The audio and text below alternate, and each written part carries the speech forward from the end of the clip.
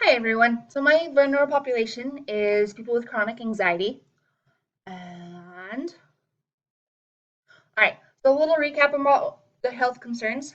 For someone to be diagnosed with chronic anxiety, they have to have anxiety that lasts more days than not, and it has to inhibit them from being able to function normally, as in like they're unable to perform their activities of daily living. The population size um, nationwide is about 31.6% of the population struggles with some form of chronic anxiety. An interesting fact, that's about the same percentage of the population in the state of Utah. Their vulnerability, they have increased chance of having other mental illnesses like depression. They have increased chance of suicidal thoughts, and with the financial strain, they have increased chance of like losing their job, not being able to find a job, or their inability to pay for the treatment because of how expensive it is. So harm to self and others, because they have increased chance of suicidal thoughts. They also have an increased chance of harming themselves and actually trying to commit suicide. Um, Harm to others, it's more of a strain on family and friends, both emotionally, financially, and mentally. Right. So the media, how the media portrays people with chronic anxiety is they portray them as it's a sign of weakness to have chronic anxiety. It's all in their head, as in like people with anxiety can just snap out of it at will, and that it's not a real diagnosis. It's just fake. There's a lot of negative connotation with anxiety. It's portrayed in the media as they're bad people, they're dangerous, they're violent. Um, they also portray them as dysfunctional, like they can't function normally in society. They're socially distant or loners because they don't like to socialize with people. They enjoy being by themselves, which, for the most part, a bunch of this, if not all of this, is very inaccurate. And these inaccuracies that the media portrays them as does increase um, their chances of being misunderstood. For instance, with the negative connotation with them being dangerous and violent, that's a very small number of people who have anxiety or other mental illnesses. Very small number. Most people aren't dangerous and aren't violent at all. Their sign of weakness or their inability to function normally, they're portrayed as as useless or lazy, and really it's just them being indecisive because of their chronic anxiety. A lot of times they're not necessarily loners. They don't like to be by themselves all the time. It's more of they avoid people because of their anxiety, because of social anxiety. They have a hard time interacting with people sometimes. All right, so family support. Um, if they have family support, their anxiety improves because they feel loved, they're cared for, they have a feeling of security, feeling of belonging and being accepted as who they are. A lot of this family support, if the family does support them, can potentially prevent someone who has chronic anxiety committing suicide. And then a lack of family support is the complete opposite. Their anxiety can worsen, they feel lonely, their esteem goes down the drain, and this increases their chance of suicidal thoughts and actually taking action against that. The role of peers is very similar to family support, and if it's positive, it helps reduce anxiety, boost people's confidence, and they feel accepted and that they belong. And the negative, again, very similar to having no family support. It's just detrimental because if you have negative peers, people who are bad for you, it can be destructive. It can put you down in a spiral, a mental health spiral of negative things that doesn't help. And as well as you can have relationships that you become the person who has chronic anxiety becomes dependent on their friends for their health, which is not very helpful. All right, cyclic nature. Um, in a way, people with chronic anxiety do have a cyclic nature, and I say this in a very broad sense, as in people with chronic anxiety, they have good days and bad days. They have days when their anxiety is worse than others. and it just kind of repeats. They have good and bad. And family history, it does run in families. So if you have chronic anxiety, your family members are more likely to have anxiety as well, or other mental health issues. The political system is trying to help for the most part. So they have a Affordable Care Act as of 2014. Um, they've required most individual and small group insurance plans to help cover the cost of mental health services. For CHIP, it does cover mental health services in a much broader sense. With Medicaid, um, that just depends on each state how much Medicaid does cover mental health services. And with Medicare, it does cover a wide range of mental health services, depending on what type or part you qualify for. And with Healthy People 2030, they do have goals to help people with anxiety and depression and other mental health illnesses to get the help they need.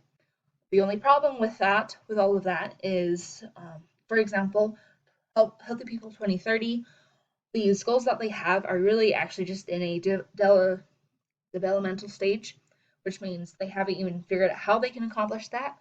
So being able to even make their goal or help their goal and stuff, it's not going to be for a while. They're still in the planning stages, and then it doesn't always reach everyone.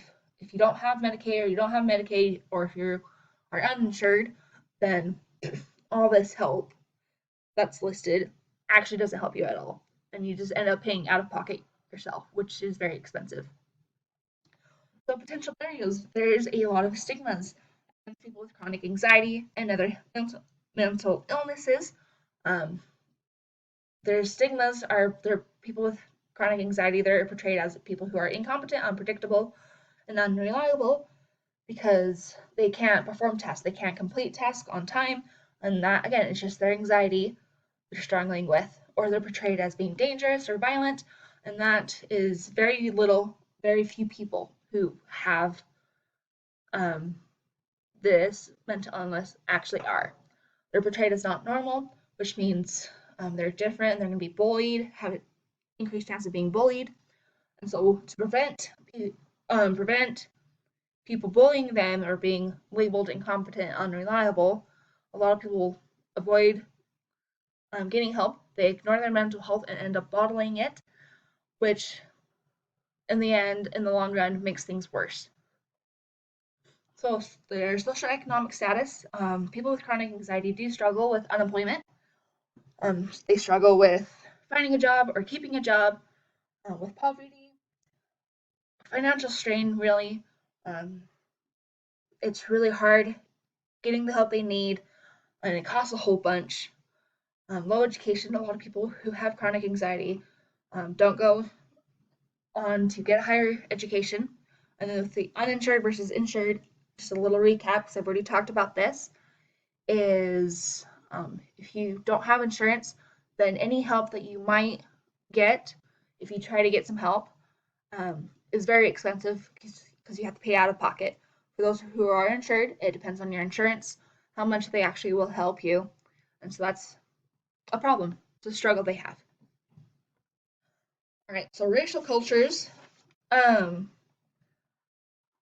So different races have different cultures within themselves. For example, with the Asian culture, part of their culture is valuing strong families, not showing emotional restraint, or not showing emotional emotions, having emotional restraint, not shaming the family name, which all of this culture, people within this culture tend to avoid the help they need because of the culture they are raised in.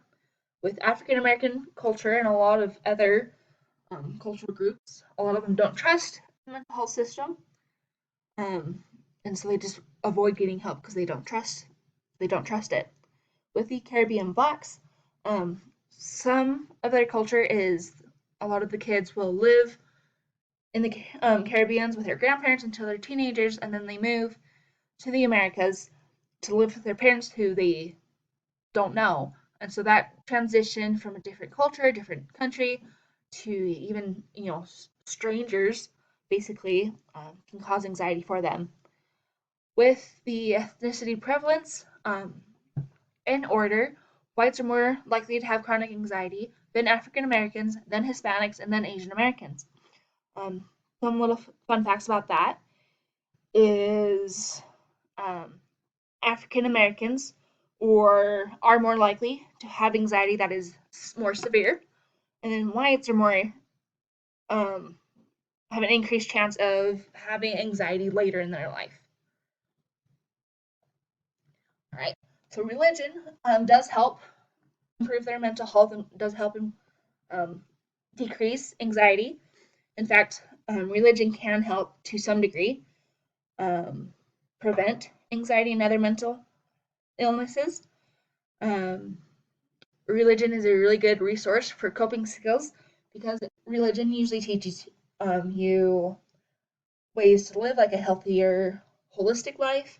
They have a strong belief system, which helps people cope. And also, religion, spirituality in general helps teach people how to be supportive. They teach you how to treat others like you'd like to be treated. Um, you know, religion is a community, it's a support system where people support everyone. Religion usually teaches people to be kind, to be compassionate. So this all helps people who have chronic anxiety and help people who can support and be supportive of those who do. Gender.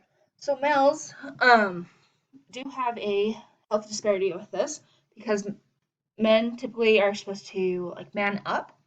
They're not supposed to show fear, emotion, or that they are struggling. They're supposed to be strong, independent, 24/7. They can't show any sign of weaknesses. And so, for this reason, this stereotype of being a man, they're more likely to avoid help. Whereas females, they are twice as likely to be diagnosed with chronic anxiety. Um, the exact reason behind this is they're unsure. Um, But there's one article that I read that suggested it might be related to their hormones, and also what women go through during childbirth. The nice thing about females, though, is they are more likely to get help when they are diagnosed. With the LGBTQ, they are 1.5 to 2.5 times more likely to have chronic anxiety, and this is because of they're afraid of being discriminated, having prejudices against them, they're not fitting in, belonging, etc. Geographical locations. If you live in a rural versus urban, it's a little harder to find help. It's a little harder to find um, whether it's a psych unit or a rehab place or a therapy. It's a little harder for people who live in rural places. But I do believe that, well, I don't believe it is proven that telehealth and telemedicine can help people with anxiety because it can decrease their anxiety because then they can stay home and get the help they need. They don't have to interact with people. So when they're having a hard time with their anxiety, this is a very helpful place.